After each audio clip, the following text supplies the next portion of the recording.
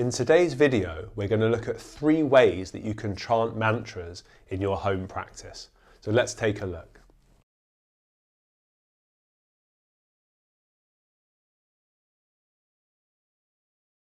Welcome everyone to today's video. And over the past few weeks, we've been looking at mantra and how we can incorporate mantra into our meditation practices. So today I'd like to talk about the 3 ways in which you can chant a mantra. We're not going to get into specific mantras themselves, but what we are going to look at is how you can chant a mantra aloud, how you can chant a mantra very, very softly, and how you can chant a mantra in your mind, and the reasons why we may do one or the other, or all of them at different stages of our practice. So one of the things that we may know, particularly if we go to group yoga classes, is that we chant Om, for example, at the beginning of a class, or Chanting at the end of a class. And we do this aloud, and there's a beautiful energy when we chant aloud in a group. But similarly, when we chant at home on our own, we can also tap into that energy in different ways. So the first way that people tend to come into chanting is that we chant a mantra aloud. So for example, with Om, Om, and then we'd inhale, and then on the exhale again we chant Om. Now the reason that we tend to start with chanting the mantra aloud is because it's actually the easiest way for us to chant if we want to keep our mind engaged with what we're doing. So when we chant aloud, we're having to coordinate our breathing, we're having to coordinate the depth and the sound that we're emitting through our mouth, the volume. And because of that, and because of the vibration and because of the sound that arises from that practice, it's relatively easier for our mind to connect into the sound.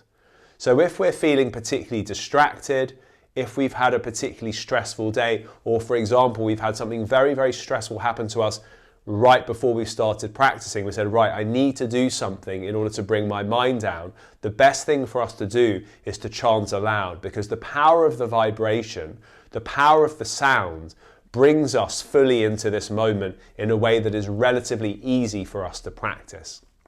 So that's one way you can chant, and typically we would chant aloud for many, many months or even years as we get used to, as we become more proficient in chanting in a specific rhythm or to a specific rhythm at a certain volume and at a certain pitch.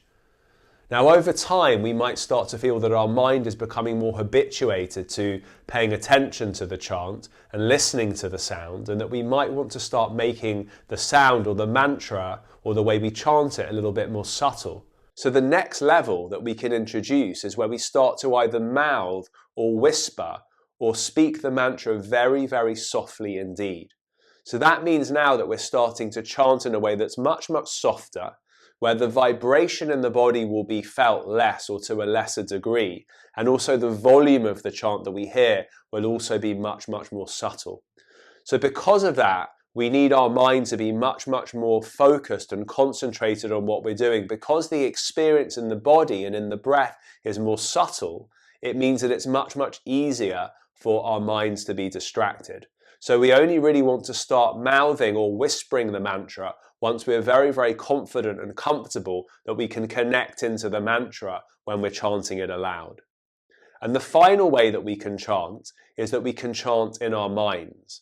This is perhaps the most difficult and again the most subtle, because of course there is no external manifestation of the sound. The vibration is one that is merely taking place in the mind, which can be very, very powerful indeed. But in terms of keeping our focus, it's not as powerful as actually having a chant that's expressed out aloud.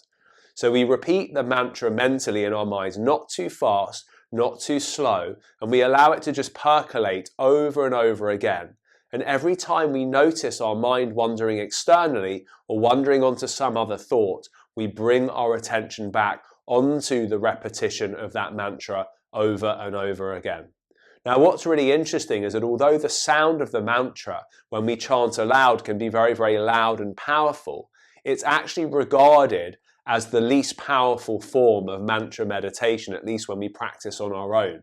It is said that the quieter that we chant the mantra eventually going through to mental chanting, the more powerful the mantra can be in its potency. And I think one of the reasons for that is the fact that in order for us to chant mentally over a long period of time requires a certain degree of concentration or meditative capacity or focus. And of course, it's only when we are deeply absorbed and deeply contained by the mantra and our mind is not wandering elsewhere that the potency of the practice arises. So therefore, by the time we get to chanting mentally and being proficient at it, it means that we've cultivated our mind to a certain degree to really be able to focus and to reap the reward of our meditative practice.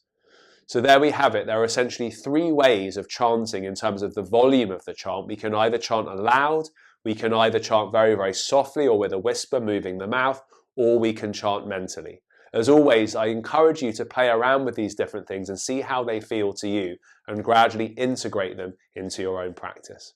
Thank you once again for joining. I look forward to seeing you again very soon. Namaste.